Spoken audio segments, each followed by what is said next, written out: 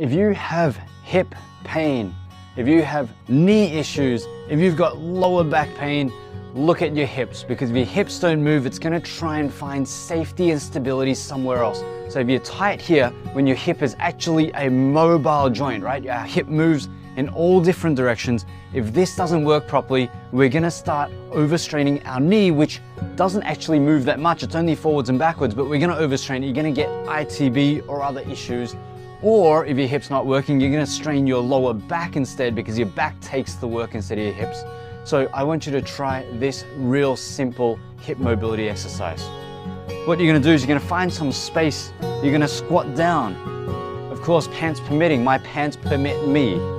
Don't tear a hole in yours.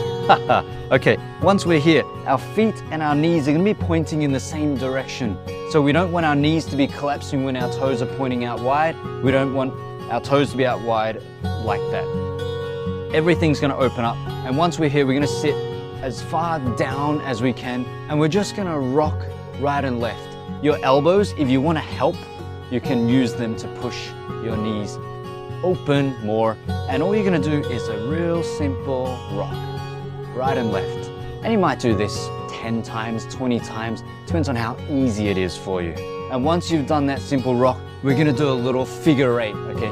So we're going to come forward with this knee and then backwards, and then we're going to go forwards with this knee and then backwards, and forwards over here and forwards over here. But if you notice, my feet are staying on the ground the entire time. I'm not lifting up like this. I'm getting ankle mobility, I'm getting knee mobility, getting hip mobility. My chest is up, so I'm getting my back to move as well, my core to work. So we're going to do 10 circles this way, and then we're going to go the opposite figure eight. So I'm going to go backwards first, and then backwards first, and then backwards first, like so.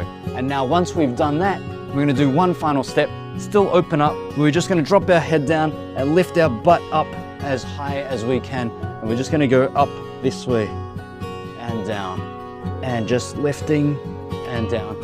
And again, doing that 10 times and really stretching out and opening up our hip joint. And when you're done with that, there's a good chance you probably won't be able to stand up. But once you do, and you do it more often, you're going to start to feel a lot more ease in the hips, ease in the back. And if you've ever watched Happy Gilmore, it's all in the hips.